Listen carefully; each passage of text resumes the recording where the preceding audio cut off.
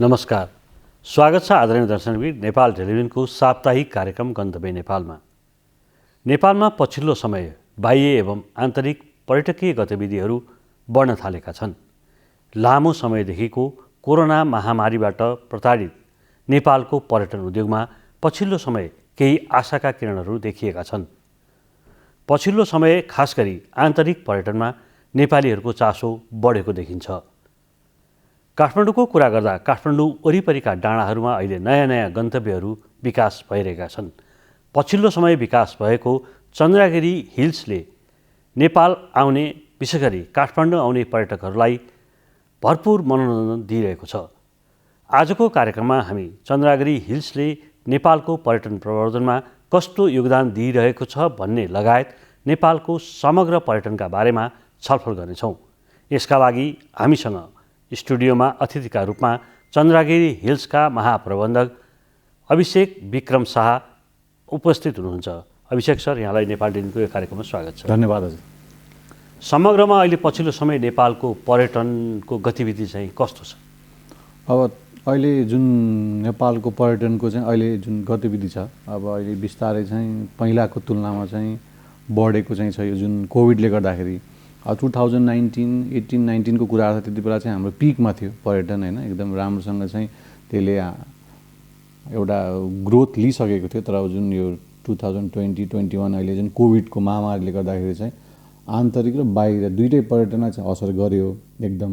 अब पूर्ण रूपमा आउनलाई चाहिँ अझ टाइम लाग्छ, होइन, किनभने अझ पनि यसको पूर्ण समाधान भएको पनि छैन र जुन हाम्रो बाहिरी पर्यटनको फ्लो जुन थियो त्यो अझ बढ्या छैन। तर आन्तरिक चाहिँ जुन थियो आशा लाग्दो नै छ एकदम, होइन, किनभने अब कोरोनाको पनि अलिक कन्ट्रोल भएको र भ्याक्सिनेसन सबैलाई भइसकेको हुनाले अब चाहिँ अझ बढ्छ कि आन्तरिक चाहिँ, किनभने मान्छेहरू पनि जति 8-9 महिना चाहिँ एकै ठाउँमा बसेर एउटा घरमै, होइन, कन्फाइन भएर बस्दाखेरि अब त्यो निस्किने चाहिँ बाटो भएको छ।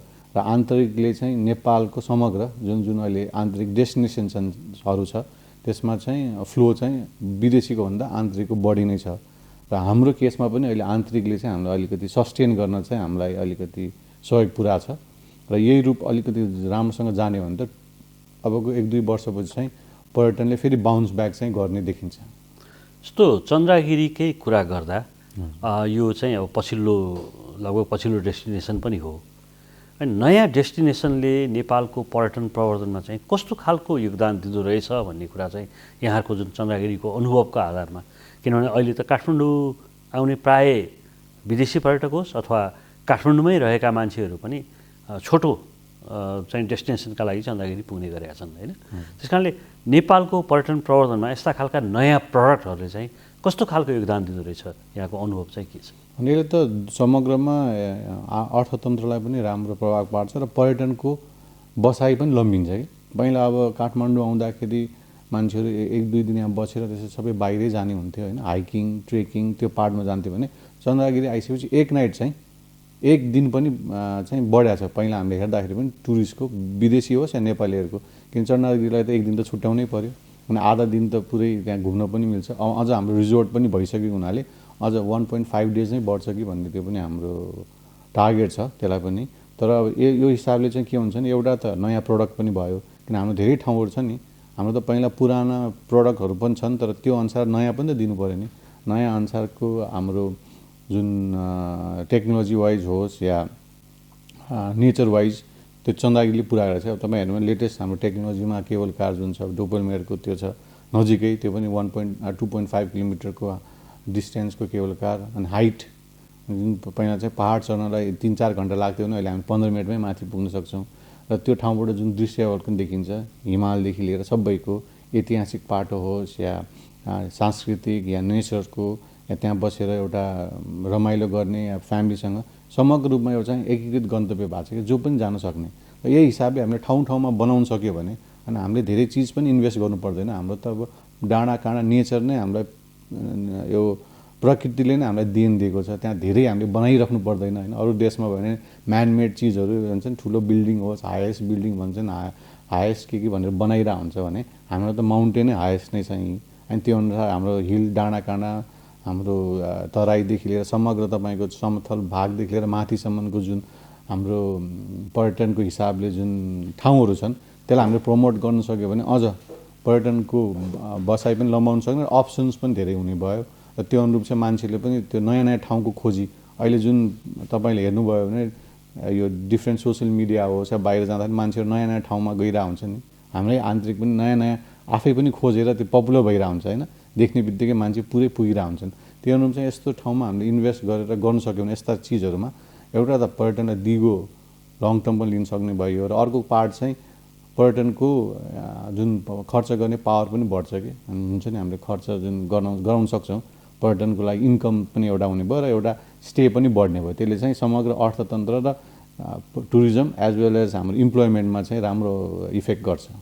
जस्तो पछिल्लो समय चन्द्रगिरी चाहिँ दैनिक कतिले भिजिट गरिरहेछन् र त्यहाँ खास गरी मान्छे चाहिँ के का लागि जान्छन् अहिले? पहिला जस्तो त हामीले एक्सपेक्ट जुन थियो हाम्रो होइन 2000-3000को हाराहारीमा थियो कोभिड अगाडि त्यो चाहिँ अहिले भएको छैन तर बिस्तारै चाहिँ अब बढ्दैछ 1000-1200को हिसाबमा चाहिँ जाँदै हुन्छ र त्यहाँ जाने भनेको एउटा त अब जुन कोलाहल छ एउटा माहौल छ जुन छ नि त्योबाट फ्रेस हुन आनन्द किनभने अहिले तपाईँ अहिले पनि हेर्नुभयो भने काठमाडौँको पल्युसन कस्तो छ होइन चन्द्रगिरी एउटा माथि डाँडा हेर्नुभयो भने काठमाडौँ पुरै देखिन्छ कि पल्युसन त त्यो फ्रेस छ त्यहाँ एकदम स्वच्छ हावाको भयो अब एरिया ठुलो छ त्यहाँ धेरै क्राउड पनि मान्छेहरूलाई त्यो एकदम क्राउड फिल पनि हुँदैन त्यहाँ गएर मन्दिरको एउटा त दर्शन भइहाल्यो त्यो अनुरूप त्यहाँबाट देखिने जुन हिम श्रृङ्खला छ कञ्चनजङ्घादेखि धौलागिरीसम्म त्यहाँबाट देखिन्छ एउटा ठाउँ हो जहाँ चाहिँ 180 डिग्रीभन्दा बढीको एङ्गलबाट हिमाल देखिने त्यो पहिलो ठाउँ होला त्यहाँ चाहिँ नेपालकै अब सगरमाथा लगायत त्यो भइहाल्यो त्यो बाहेक पनि त्यहाँ हाइकिङको लागि पनि रुट छ र अर्को हाम्रो रिजोर्ट पनि अब जुन हामीले 2019मा सञ्चालन गरेका थियौँ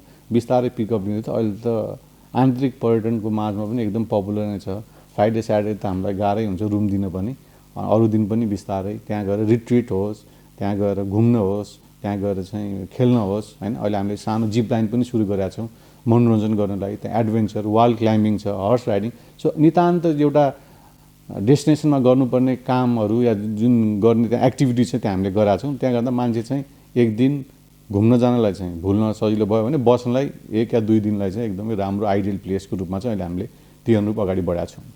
जस्तो अहिले चन्द्रगिरीकै कुरा गर्दाखेरि यहाँहरूले चाहिँ हालै यो इन्टरनेसनल एउटा अवार्ड पनि पाउनुभयो लग्जरी होटलको हिसाबले होइन इन्डियन भनेपछि इन्डियन टुरिस्टहरूको फ्लो चाहिँ अहिले कस्तो छ त्यहाँ र त्यो अवार्ड चाहिँ कसरी पाइयो कसले दिने हो त्यो अवार्ड खास र त्यो के गरे बापत पाउने हो त्यो अवार्ड? अब यो चाहिँ इन्डियन हस्पिटालिटी एउटा मिडिया रहेछ उनीहरूले दिनु रहेछ नि यो चाहिँ अशोका होटेलमा यसमा चाहिँ हाम्रो पर्यटन मन्त्रीलाई पनि मुख्य अतिथि रूपमा बोलाएर त्यो सम्मान हामीलाई चाहिँ गरेको थियो। यो चाहिँ अब के देखाउँछ भने हामी पनि एउटा पर्यटन जुन चन्द्रगिरी चाहिँ इन्डियन माझ पनि पपुलर छ भनेर उनीहरूले पनि एउटा इभ्यालुएसन गर्दो रहेछ उनीहरूको ज्युरीबाट त्यो अनुरूप चाहिँ गरेको रहेछ र त्यो अनुरूप हामीले पायौँ पनि त्यसले पनि एउटा इन्डियामा पनि हाम्रो प्रचार त भइहाल्यो र अर्को कुरा के छ भने इन्डियन टुरिस्ट त पहिला पनि आइरहेको हुन्थ्यो र यसले गर्दाखेरि पनि अझ त्यसले टेवा पनि पुर्याउँछ र एउटा वेस्ट हाम्रो चाहिँ इन्डियनहरूको चाहिँ घुम्ने र अर्को चाहिँ वेडिङ डेस्टिनेसनको रूपमा चाहिँ चन्द्रगिरीलाई लिएको छ कि त्यहाँ चाहिँ पुरै वेडिङ पनि पुरै रिजोर्टलाई बुक गरेर वेडिङ गर्न सकिन्छ होइन त्यहाँ 2-3वटा इन्डियन वेडिङ पनि भइसकेको छ र त्यो अनुरूप अरू पनि हाम्रो चाहिँ प्लानिङ छ र अरू पनि आउँदैछन् इन्डियन माइस सेगमेन्ट होस् या वेडिङ सेगमेन्ट होस् होइन अरू इन्डियाबाट पनि अब अहिले त खुल्यो जुन हाम्रो छ नि एयरको पनि हाम्रो अहिले फ्लाइट पनि बढेको छ र अहिले जुन बाटोबाट पनि आउन दिएको छ त्यो अनुरूप चाहिँ हामी एक्साइटेड छौँ। पहिलाभन्दा चाहिँ अहिले चाहिँ इन्डियन पनि पहिला त हाम्रो धेरै नै थियो इन्डियन पनि 20-25% चाहिँ इन्डियन नै टुरिस्ट पनि थियो आउने कोभिडभन्दा अगाडि अझ बढ्छ भन्ने लागिरहेको थियो अब कोभिडले गर्दाखेरि अलिकति ब्याक चाहिँ भयौँ तर अब बिस्तारै इन्डियन टुरिस्टको पनि राम्रै फ्लो छ र यसले गर्दाखेरि चाहिँ इन्डियाको माझमा चाहिँ हाम्रो पपुल्यारिटी पनि भयो। अस्ति बाबा रामदेव पनि आएर आउनुभयो उहाँले पनि पुरै त्यहीँबाट चाहिँ लाइभ योगा गरेर होइन उहाँको आस्था च्यानलबाट 180 देशलाई चाहिँ देखाउनु भयो त्यसले गर्दाखेरि पनि इन्डियन टुरिस्टको चाहिँ हाम्रो बढ्ने चाहिँ हामीले सम्भावना देखाएको छौँ। सरकारले गत यो बजेट मार्फत घोषणा गरेको सरकारी कर्मचारीको हकमा जुन 10 दिनको पर्यटन काज दिने कुरा छ र यहाँहरूले पनि लबिङ गर्नुभएको 2 दिनको बिदाको कुरा पनि छ। अब त्यो पर्यटन काजको पनि लगभग अब कार्यविधि तयार भएर अन्तिम अवस्थामा छ भनेर पर्यटन मन्त्रालयका सहसचिवले हाम्रै कार्यक्रम मार्फत पनि भन्नुभएको थियो। यस्ता खालका प्रोग्रामले नेपालको पर्यटन प्रवर्धनमा कस्तो खालको चाहिँ योगदान देला र फेरि हामी कहाँ चाहिँ अलिक कुरा हुने त काम चाहिँ अलिक ढिलो हुने पनि देखिन्छ यो यहाँहरूको निजी क्षेत्रको गुनासो पनि छ सरकारी क्षेत्रसँग। के छ यहाँको अनुभव छ अहिले भनेपछि यी खालका पर्यटन काज भए त्यसपछि 2 दिने बिदा भयो होइन, त्यो कति आवश्यक छ र त्यसको लागि चाहिँ यहाँले पनि कुरा गर्नु होला, के छ यहाँहरूको एक्सपेक्टेसन चाहिँ के छ, कहिलेसम्म आउला यो? अनि जुन सरकारले ल्याएको नीति र जुन ऊ छ त्यो त सराहनीय राम्रो नै हो पर्यटनलाई। तपाईँले भने जस्तो अलिक छिटो भइदिएको भए होइन, पर्यटन सिजन अस्ति दसैँ तिहारको बेला पनि घुम्न सक्नुहुन्छ, त्योभन्दा अगाडि पनि अब यो सिजन पनि सुरु हुन लागिरहेछ जुन छ नि यो घुम्ने टाइमको होइन, त्यसलाई चाहिँ उहाँहरूले अलिक छिटो गरिदिएको भए झन् राम्रो हुन्थ्यो होइन। अब कार्यक्रम पनि बन्दैछ, छिट्टै होला। त्यसले चाहिँ अहिले जुन हिसाबले मान्छेहरू घुमिरहेको त्यसले अझ बढावा चाहिँ दिन्छ कि, त्यसले चाहिँ हामीलाई मात्र होइन काठमाडौँ बाहेक अरू सिटिजहरू पनि छन् त्यसलाई पनि सस्टेन गर्छ। अहिले जति पनि हेर्नुभयो पोखरा सौरा होइन सबै नेपालीले नै चलाइरहेछन् नि। र अर्को कुरा तपाईँले के बुझ्नु जरुरी छ भने नेपालीको स्पेन्डिङ पावर पनि राम्रो भइरहेछ कि, खानामा होस् या उसमा अरू विदेशीहरूको भन्दा नेपालीले धेरै स्पेन्ड गर्छन् होइन। र त्यो अनुरूप अझ बिदा जुन अब यो पर्यटन काज भयो भने सरकारी कर्मचारीको जुन एउटा हुन्छ फ्यामिलीलाई हुन्छ नि एउटा काम गरिसकेपछि मोनोटोनस उबाट पनि निस्किनलाई पनि एउटा राम्रो हुन्छ। त्यसले अझ प्रोडक्टिभिटीमा पनि उहाँहरूलाई बढाउँछ जस्तो लाग्छ, किन एउटा रिफ्रेस भएर आएर काम गर्नलाई होइन सरकारलाई पनि राम्रै हुन्छ। र अर्को कुरा 2 दिन बिदा दियो भने पनि के हुन्छ भने एउटा बाहिर पनि सबैतिर चलन छ, हामी कहाँ पनि गरिदियो भने एउटा फ्यामिलीलाई टाइम दिन सक्यो नि। एक दिनले त धेरै कुरा पेन्डिङ भइरहन्छ हप्ता दिनको होइन, घुम्नलाई पनि त समय निकाल्नु पऱ्यो। तर यहाँ चाहिँ के छ भने धेरै दिन एकै दिनमा चाहिँ धेरै काम गर्नुपर्ने हुनाले चाहिँ मान्छेले त्यो एक दिन चाहिँ घुम्नलाई धेरै कम युटिलाइज गर्छन् कि। 2 दिन भयो भने चाहिँ एक दिन आफ्नै घर परिवारको सबै काम सकेर अर्को दिन त आफूलाई आफ्नो परिवारलाई घुमाउन सक्ने भयो। त्यो भयो भने चाहिँ आन्तरिक पर्यटनले चाहिँ अझ जुन यो कोभिडको यो सिचुएसनमा पनि हामीलाई सस्टेन गर्न होइन 3-4 वर्ष जुन अब नर्मल हुँदैन तबसम्म चाहिँ हामीलाई एकदम टेवा चाहिँ पुर्याउँछ जस्तो लाग्छ। जस्तो अहिले पनि हामी कहाँ तपाईँको यो कोभिडको सङ्क्रमण पुरै खतम भइसकेको होइन, किनभने अहिले पनि युरोपतिर फेरि देखिएको छ। यो अवस्थामा जुन WHO ले तोकेको स्वास्थ्य मापदण्डलाई पालना गर्दै, किनभने जस्तो यहाँको रिसोर्ट भयो प्लस केबल कार भयो, त्यो भनेको अलिक ग्यादर बढी हुने ठाउँ पनि भयो, त्यसमा चाहिँ यहाँले जुन यो WHO को गाइडलाइन कसरी फलो गर्नुभएको छ? होइन हामीले त नितान्त पहिलादेखि धेरै प्र्याक्टिस पनि गऱ्यौँ जुन बन्द हुँदाखेरि कसरी जाने के गर्ने, किनभने धेरै समय त हामी बन्दै गर्नुपर्ने भयो। त्यसमा हामीले आफ्नो स्टाफलाई ट्रेनिङदेखि लिएर सबै दियौँ र त्यो अनुरूप चाहिँ हामी पहिल्यै कम्पनी होला हस्पिटालिटी जसको चाहिँ पूर्ण स्टाफलाई चाहिँ हामीले भ्याक्सिनेसन गरिसकेका छौँ होइन। मास्क अनिवार्य नै राखेका छौँ र जुन सोसल डिस्टेन्सिङको जुन टिकट काट्दादेखि लिएर जुन लाइनमा बस्ने त्यसलाई पनि हामीले फलो गरेका छौँ र त्यो अनुरूप नै हामीले अगाडि बढाएको नै छौँ होइन। अहिलेसम्म चाहिँ हामीले जुन गाइडेन्स WHO को छ या स्वास्थ्य मन्त्रालयको त्यो चाहिँ हामीले पालना गरेका छौँ। जस्तो अब केबल कारकै कुरा गरौँ भने केबल कारमा 8 जना बसाउनु पर्थ्यो हामीले पहिला होइन, हाम्रो सिट क्यापेसिटी त्यो थियो भने अहिले चाहिँ हामी 4 जना मात्र हाल्छौँ 50%। अब एउटै फ्यामिलीको छ भने त बस्नु मिल्यो, तर अब छुट्टा छुट्टै छ भने 50% गरेर राख्दैछौँ होइन। त्यो अनुरूप लाइनमा पनि मेन्टेन गर्ने, त्यो ठाउँ ठाउँमा हामीले जुन सेनिटाइजरदेखि लगायत हाम्रो जुन सोसल डिस्टेन्सिङको मार्किङदेखि लिएर सबै राखेको छौँ र त्यो अनुरूप चाहिँ अहिले हामीले कोभिडसँगै कसरी अगाडि बढ्ने र कसरी बिजनेस चलाउने चाहिँ त्यो अनुरूप अगाडि बढि नै रहेछौँ हामी। जस्तो आगामी दिनमा चन्द्रगिरीमा अन्य पर्यटकीय सुविधाहरू अथवा सेवाहरू पनि के थप्ने त भरको प्लान छ कि के छ? होइन, हाम्रो अब अस्ति भर्खरै मिनी एउटा जिप लाइन पनि गऱ्यौँ, त्यो अनुरूप अर्को लङ जिप लाइन पनि आउँदैछ होइन। त्यो अरू एडभेन्चर एक्टिभिटी पनि हामी थप्दैछौँ बिस्तारै त्यो अनुरूप। कस्तो खालको एडभेन्चर एक्टिभिटी? अब जिप लाइनको भयो, अब हाम्रो स्विङ पनि आउँदैछ जुन हुन्छ नि एउटा पिङ जस्तै माथिबाट खेल्ने, अनि त्यसपछि हाम्रो वाल क्लाइम्बिङ त्यो पनि सुरु नै भइसकेको छ होइन। त्यहाँ आएर अब साइक्लिङको भयो, अनि त्यसपछि हामीले अरू मिलेर अब बन्जीको पनि कुरा भइरहेछ होइन। धेरै कुरा मान्छेहरूलाई त्यहाँ आएर चाहिँ एउटै ठाउँमा चाहिँ सबै कुरा गर्न पायो भने धेरै ठाउँ जानु भएन, टाइम पनि बचत हुने भयो, एकै ठाउँमा चाहिँ उहाँहरूले धेरै कुरा गर्न सक्नु भन्नुभयो। आफ्नो फ्यामिलीलाई बच्चादेखि बुढेसकालसम्मका मान्छेहरूलाई चाहिँ हामीले त्यही अनुरूपको एक्टिभिटी चाहिँ अगाडि बढाइरहेछौँ र छिट्टै नै अब त्यसमा चाहिँ हामीले अब यो 1-2 महिनामा अरू जस्तो अब लामो जिप लाइन पनि आउँदैछ। अब हाम्रो विदिन अ मन्थ चाहिँ पहिला हाम्रो अहिले 100 मिटरको छ भने 200 मिटरको अर्को जिप लाइन पनि आउँदैछ र त्यो अनुरूप अर्को हामीले स्विङ पनि अब विदिन 1-2 मन्थ्समा हामीले त्यसलाई पनि अगाडि बढाउने चाहिँ अब छिट्टै नै सञ्चालन हुन्छ। त्यो चाहिँ जस्तो अन्य पर्यटकीय गन्तव्यहरूमा पनि यहाँले लगानी गर्दै हुनुहुन्छ, त्यस्तो केही छ? त्यो प्लानिङ छ। अब हाम्रो बोर्डको उसको चाहिँ उहाँहरूले पनि डिफ्रेन्ट एरियाहरू हेरिदिइरहनु भएको छ होइन, छिट्टै नै आउँछ। किन एउटा यस्तो गन्तव्य भइसक्यो यसले चाहिँ अरू ठाउँलाई पनि अट्र्याक्ट गर्छ कि, र यो चाहिँ प्रुफ पनि भइसक्यो कि एउटा राम्रो ठाउँलाई चाहिँ हामीले कुनैलाई प्रमोट गर्न सक्यो भने मान्छेको चाहिँ फ्लो हुँदो रहेछ भन्ने चाहिँ देखाइ पनि सकेको छ होइन। यो चाहिँ एउटा रिस्क लिएर गरेको प्रोजेक्ट हो। यसले चाहिँ अहिले चाहिँ जुन रिस्क लिएको छ र जुन हामीले चाहिँ सोचे अनुरूप चाहिँ जुन पर्यटन हुने जुन हामीले आशा गरेका छौँ त्यो चाहिँ बिस्तारै फुलफिल हुँदैछ। अब अहिले यो कोभिडले गर्दाखेरि मात्र भएर र त्यो अनुरूप चाहिँ हाम्रो प्लानिङ चाहिँ डिफ्रेन्ट ठाउँमा अनि यस्तै नै या योभन्दा अलिकति सानो हुन्छ या ठाउँ हेरेर चाहिँ हामीले प्लानिङ गर्दैछौँ र त्यो छिट्टै नै अब हामीले भन्छौँ होला हाम्रो अब उहरूको प्लानिङ अनुरूप। जस्तो नेपालमा पर्यटन क्षेत्रमा लगानी बढाउनका लागि चाहिँ सरकारी नीतिमा केही फेरबदलको आवश्यकता देख्नुहुन्छ? के छ तपाईँको? होइन, यसमा चाहिँ अब धेरै कुरा भन्दाखेरि पनि लगानी गर्न त मान्छे धेरै नै छन् होइन। कुन ठाउँमा कहाँ के गर्ने सबैले प्लानिङ, मान्छेसँग पैसा पनि छ, आइडियाज पनि छ। तर अब गभर्मेन्टको तर्फबाट एउटा सहजीकरणको वातावरण चाहिँ दिनु पऱ्यो कि। अब एउटा कुनै चिज बनाउनु पऱ्यो, रिजोर्ट या यही केवल कार्यक्रम भने हामीले 8-9वटा निकायसँग समन्वय गर्नुपर्ने हुन्छ होइन। वान डोर पोलिसी भइदियो भने झन् सजिलो। पर्मिसन लिन नै हामीलाई 3-4 वर्ष, 4 वर्ष, 5 वर्ष लाग्ने होइन।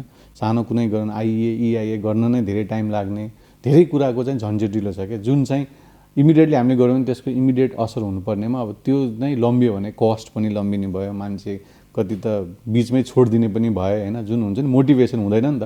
त्यो अनुरूप चाहिँ एउटै डेस्टिनेसन क्रिएट गर्न या एउटा रिजोर्ट गर्न या एउटा ठाउँ चाहिँ हामीले प्रमोट गर्नलाई चाहिँ जुन स्वीकृति लिने छ नि हाम्रो, जुन हामीले गभर्मेन्टबाट हामीले जुन अनुमति लिन्छौँ एउटै ठाउँबाट हुन सक्यो भने चाहिँ झन् राम्रो र अझ छिटो हुन सक्यो भने होइन। अब 4-5-6 वर्ष लाग्ने अनि पोलिसिजहरूमा पनि धेरै कन्फ्युजन, त्यसपछि धेरै यो स्थानीय निकायबाट लिने कि प्रदेशबाट लिने कि सङ्घबाट लिने कि होइन, के छ त। अनि एउटा सर्टेन गाइडलाइन्सहरू र सर्टेन यो वान डोर पोलिसी भयो भने चाहिँ धेरै नै मान्छेहरू चाहिँ अट्र्याक्टेड नै छन् र त्यसले चाहिँ अझ यो हाम्रो अर्थतन्त्र चाहिँ राम्रो बनाउँछ कि। नेपालको पर्यटन प्रवर्धनका लागि सरकारी र निजी क्षेत्रबाट हुनुपर्ने प्रयास चाहिँ के जस्तो लाग्छ यहाँलाई? अहिलेको आवश्यकता चाहिँ के हो? जस्तो अहिले भनौँ न कोभिडका कारणले विश्वव्यापी रूपमा नै पर्यटन चाहिँ प्रभावित भएको छ होइन। सबै देशले आफ्नो देशमा चाहिँ पर्यटकहरूलाई एट्र्याक्ट गर्नका लागि विभिन्न खालका स्किमहरू पनि ल्याइरहेछन् होइन। नेपालको हकमा चाहिँ हामी कसरी अगाडि बढ्यौँ भनेदेखि बढीभन्दा बढी पर्यटक हामी भित्राउन सक्छौँ, आन्तरिक अथवा बाह्य? अब अहिले त यो दुइटै सरकार र प्राइभेट सेक्टर मिलेरै जानुपर्ने अवस्था छ होइन। किन एउटाले सिङ्गल गरेर पनि भ्याउँदैन र डिफ्रेन्ट उसमा अब अहिले तपाईँले पनि भनिसक्नुभयो हाम्रो युरोपदेखि लिएर उसमा फेरि बढिसकेको छ र जुन जुन डेस्टिनेसनमा चाहिँ कोभिड कन्ट्रोल छ, जस्तो इन्डियाबाट नै हामीले ल्याउन सक्यो भने होइन।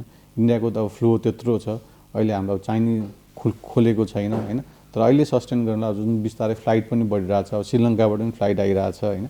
सो अब यहीँ भित्रकै हाम्रो यो जुन एयर बबलभित्रकै जुन कन्ट्रिजहरूबाट पनि अहिले हामीले ल्याउन सक्यौँ, बङ्गलादेश होस् या इन्डिया, श्रीलङ्का होइन, पाकिस्तान, यहाँबाट ल्याउन सक्यो भने पनि अहिले सस्टेन चाहिँ हुन्छ कि। अब विदेशीलाई अझ टाइम लाग्छ होला, किनभने अझ उहाँहरूको त्यो पार्टमा अझ क्लियर भएको छैन र धेरै कुरा in terms of health infrastructure पनि हामी पूर्ण विदेशीको जस्तो त सेल्फ सस्टेन त छैनौँ।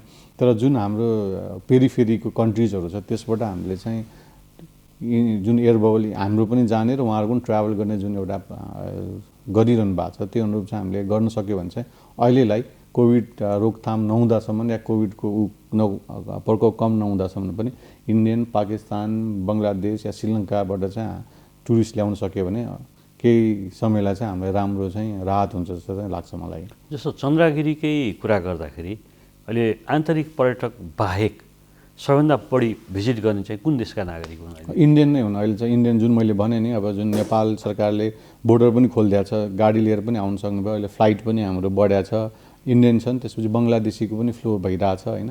त्यो अनुरूप हाम्रो चाहिँ यहीँ वरिपरिको जुन नेबरिङ कन्ट्रीलाई नै फलो गरौँ न, बाहिर विदेश त पछि छँदैछ होइन। हाम्रो फ्लाइट पनि बढ्छ होला, अब एयरलाइन्सको पनि जुन कनेक्टिभिटी होइन। अब अहिले त यहीँ नजिकै जो कनेक्टिभिटी भएको छ तिनीहरूलाई हामीले फोकस गर्न सक्यो भने त धेरै टुरिस्ट आउँछ नि।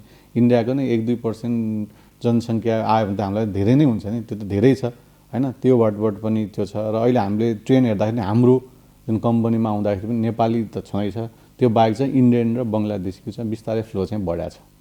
जस्तो अहिले हामी 3 चरणको सरकार छ नेपालमा होइन, स्थानीय, प्रदेश र सङ्घीय। जस्तो अहिले स्थानीय र प्रदेश सरकारहरूसँग पनि स्रोतको हिसाबले पर्याप्त मात्रामा स्रोत छ। तर स्थानीय र प्रदेश सरकारहरूले पर्यटन प्रवर्धनमा खर्च गर्दा चाहिँ खालि त्यो भ्युटारहरूमा मात्र लगानी गरेको देखियो। हजुर जस्तो यहाँ पनि अब यहाँले चाहिँ कतिको सहयोग पाउनु भएको छ स्थानीय होइन, हाम्रो त र जस्तो त्यहाँको पर्यटन प्रवर्धनका लागि स्थानीय सरकारले चाहिँ कसरी अगाडि बढ्नु पर्ला जस्तो लाग्छ यहाँलाई, यहाँको अनुभवमा?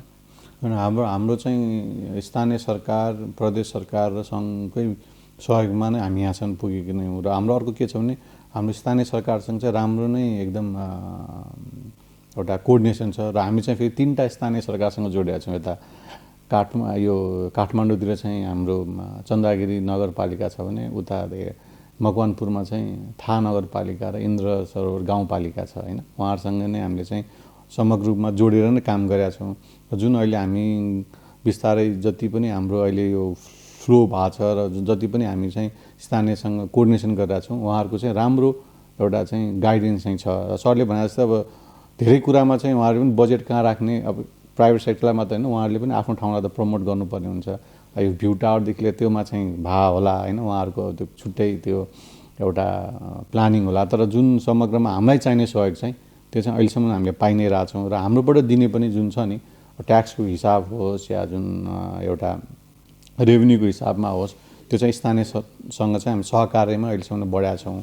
र अब हेर्दाखेरि यस्तै डेस्टिनेसन्सहरू या हामीले जुन बनाएका ठाउँहरूमा चाहिँ उहाँले पनि कुनै ठाउँमा प्रमोट गर्न सक्नुभयो भने पनि धेरै कुरा चाहिँ टुरिज्मलाई चाहिँ राम्रो टेवा पुग्छ जस्तो लाग्छ कि। तर अहिलेसम्म जुन हिसाबले हामी यहाँ काठमाडौँ नजिकै भएर पनि जुन स्थानीय अनि त्यसपछि प्रदेश र सङ्घबाट चाहिँ राम्रो सपोर्ट चाहिँ पाछौँ। तर अझ धेरै कुरा चाहिँ अझ पनि गर्नुपर्ने छ। जुन रिपोर्टिङको पार्ट होस् या हामीले चाहिँ अरू प्लानिङको पार्ट होस् या पोलिसीको पार्टमा चाहिँ एउटा वान डोर चाहिँ भयो भने त्यसलाई चाहिँ अझ हामीलाई चाहिँ राम्रो हुन्छ जस्तो लागिरहेछ।